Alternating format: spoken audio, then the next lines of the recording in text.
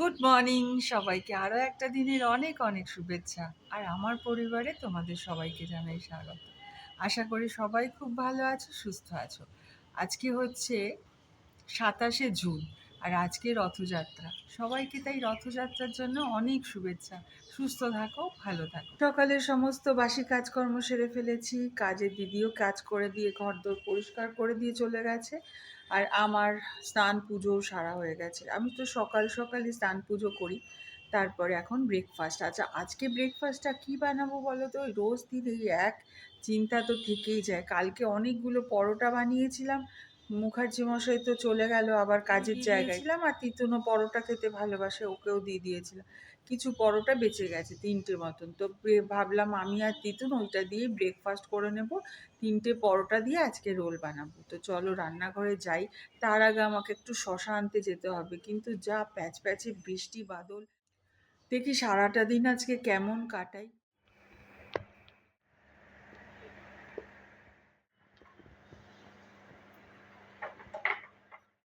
Egg roll বানাচ্ছি। রান্নাঘরে চলে এসেছি, তার আগে টুক করে সামনের দোকান থেকে একটু শশা, ঠাকুরের ফুল মিষ্টি নিয়ে চলে এসেছি। আর বাইরে এমন একটা ঝিরঝিরে বৃষ্টি পড়ছে যে ক্যামেরা বা ফোন বার করার কোনো উপায়ই নেই। আজকে আমার জানো তো খুব সৌভাগ্য, আজকে ক্যামেরাম্যান হিসেবে মেয়েকে পেয়েছি। আর নিজে হাতে কাজকর্ম সেরে তাড়াহুড়ো করে সব ম্যানেজ করতে গিয়ে না ক্যামেরার অ্যাঙ্গেল ঠিক করে অনেক সময় হয়ে ওঠে না। তার জন্য কেউ যদি ক্যামেরা করে দেয় ভীষণ সুবিধা।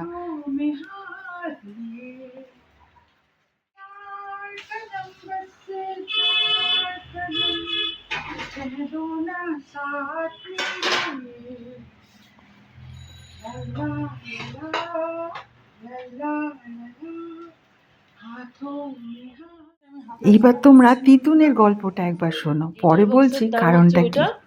হ্যাঁ, আর যদি তুমি 10 কেজি এমনি একটু খুশবুওয়ালা লিটার কেন, ঠিক আছে, তোমার ওটাও, হ্যাঁ, ল্যাভেন্ডার স্মেল, 10 কেজি 500 টাকা মতন নেবে। 500 দেখলাম না 400 দেখলাম, ওই 500-র মধ্যে। এইবার তোমাদের এই সৌভাগ্যের কারণটা বলি। আজকে তিতুন সকালবেলায় উঠেই শুনেছে আমাদের কাজের মাসি গল্প করছিল কোনো এক বাড়িতে 3টে বেড়ালের বাচ্চা দিয়েছে। আমাদের বাড়িতে তো বরাবরই আমাদের সবাই ভীষণ পোষ্য ভালোবাসে, আমিও খুব ভালোবাসি।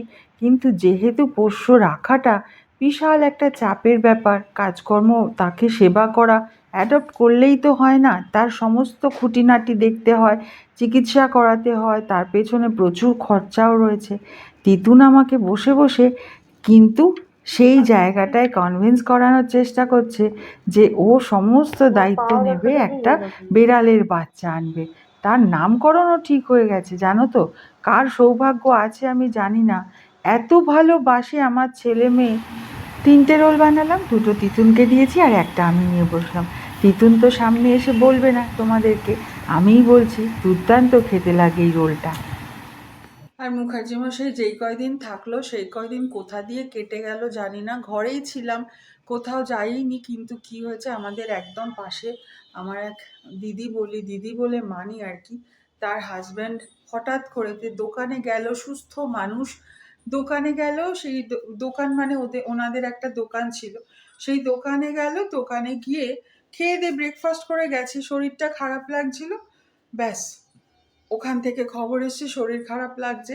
তো বাড়ি থেকে সবাই যেতে যেতেই অ্যাম্বুলেন্সে নিয়ে যেতে যেতে হসপিটালে উনি মারা যান, এক্সপায়ার করে যান। তো যাই হোক, তারপরে আমরা খুব মর্মাহত লাগছিল, খুব খারাপ লাগছিল। কি ভিডিও বানাবো, তখন আর সেরকমভাবে কিছু হয়ও নি, এত আলোর অভাব না, কিচ্ছু ভিডিও শ্যুট করতে পারছি না।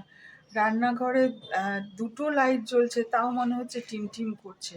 তো যাই হোক, আমাকে এর মধ্যেই করতে হবে। আকাশে তো একদম কালো মেঘ, আর আমার বারান্দাতে ভর্তি জামা কাপড় মেলে দিয়েছি। কালকে যেহেতু অম্বাবচী ছেড়েছে, ঠাকুরের সব জামা কাপড়ও কেচে মেলে দিয়েছি। এই যে চাল কুমড়োটা ঋষি কেটে দিয়েছে, কারণ চাল কুমড়োর তো বলি হয়, তাই জন্য আমি চাল কুমড়ো আর কাটি না কখনো। চাল কুমড়ো, লাউ, এগুলো আমি কখনো মাদেরকেও কাটতে দেখিনি, আমিও তাই জন্য কাটি না। তাই চলো চাল কুমড়োর এই রেসিপিটা রান্না করে নিই। এই চাল কুমড়োর রেসিপিটা এক গ্রামের ঠাকুমার চ্যানেল দেখে শিখেছি। দেখে এত ভালো লাগলো, আজকে করে দেখি এই নতুনত্ব রেসিপিটা কেমন হয়। আজকেও দেখো কতগুলো লেবু পেরেছি।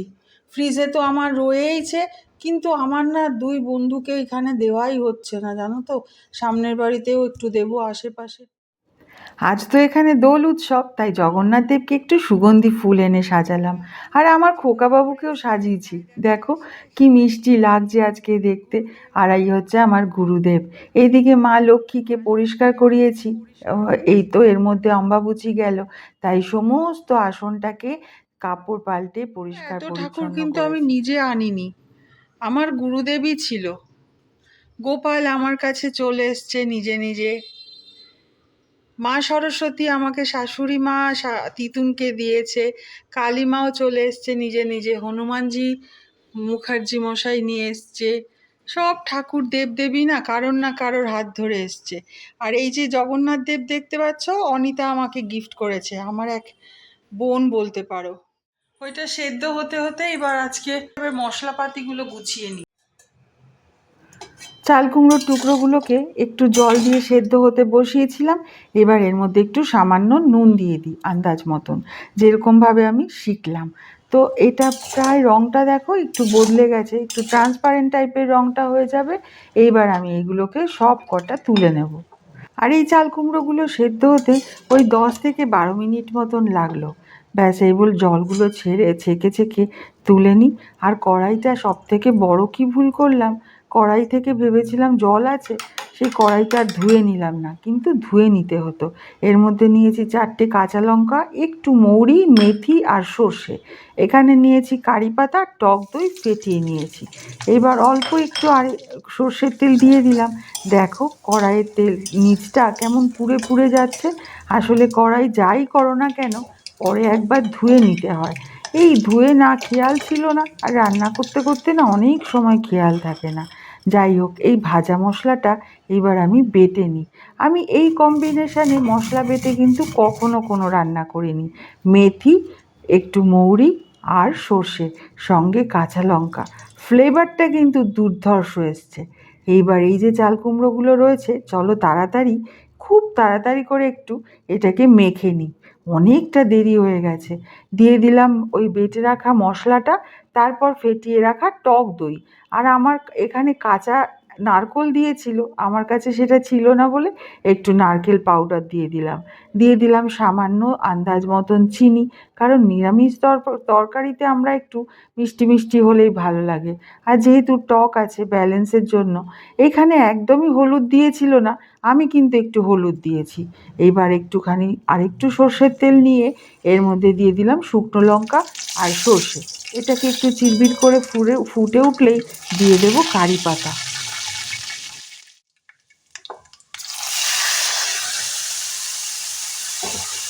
এইবার মেখে রাখা এই চাল কুমড়োগুলোকে দিয়ে খুব সে নাড়াচাড়া করতে হবে, কারণ একদম দইটা যাতে ফেটে না যায়। লঙ্কা দিয়ে দিলাম, গ্যাসটা অফ করে দিই। এবার চাপা ঢাকা দিয়ে কিছু,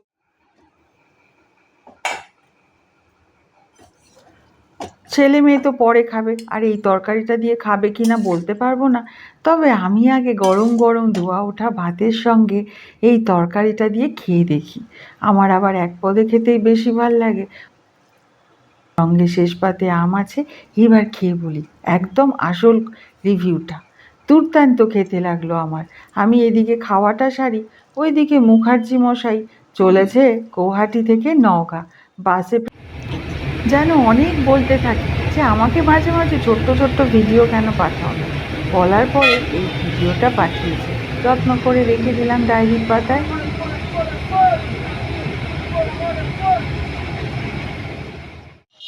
কি মিষ্টি করে সাজিয়েছিস, দাঁড়া একটু টানি। হ্যাঁ দাঁড়া দিচ্ছি।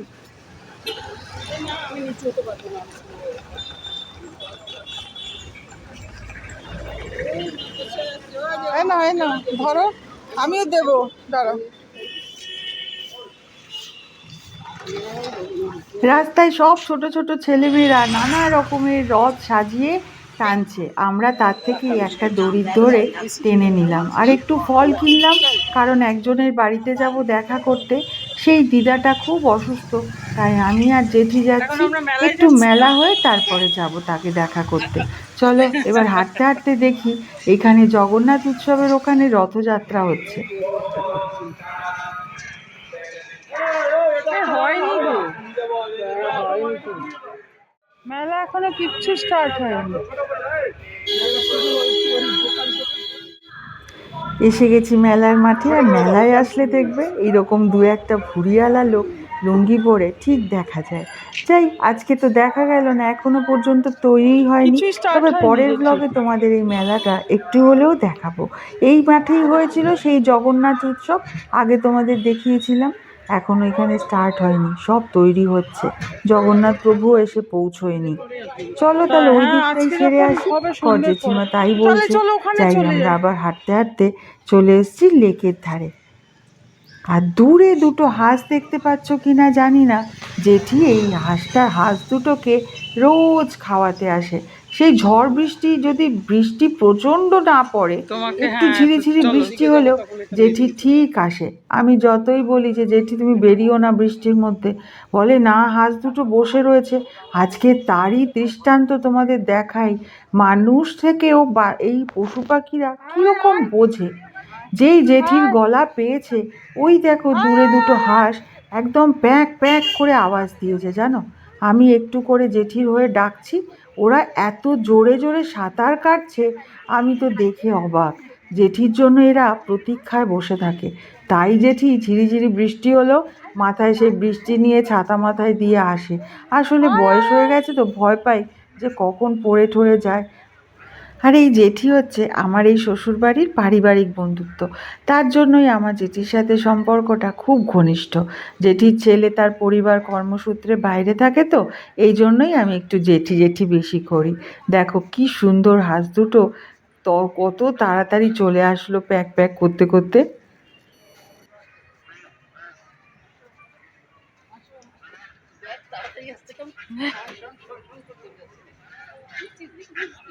আয় আয় আয় আয়। এসেদের আমি না যতক্ষণ না দেবো এইরকম দেখাতে থাকে, মাথা দিয়ে নিচের দিকে দেখাতে থাকবে। দেখে দেখ দেখ দেখি। বাবা আস্তে আস্তে আস্তে। কি আছে কি আছে কি হয়েছে? এখানে এখানে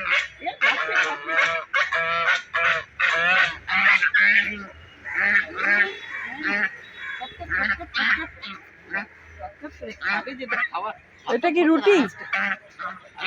রুটি খায় না, ভাত দেবে খায় না, মুড়ি খায় না, কাল সকালে করি। এটা হচ্ছে আদম করে খাচ্ছে, হ্যাঁ, নিরামিষ করে খাচ্ছে।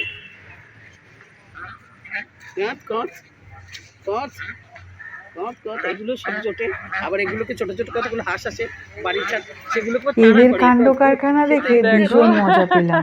তোমাদের কেমন লাগলো কমেন্ট করে জানিও দৌড়ে কিন্তু। দৌড়ে কিরকম এইদিকে এরা আসলো দেখো। ওইদিকে শিলিগুড়িতে আবার দাদা, হ্যাঁ। মায়ের খুব ইচ্ছা ছিল রথ টানার, সেই মাকে নিয়ে গেছে কত ভিড়ে।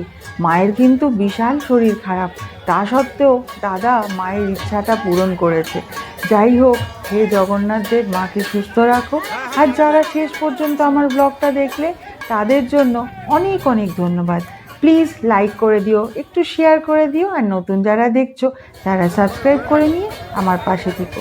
নিজেদের অনেক খেয়াল রেখো, সুস্থ থেকো। আবার তোমাদের সাথে দেখা হবে পরের একটা ব্লগে। ততক্ষণের জন্য বাই বাই।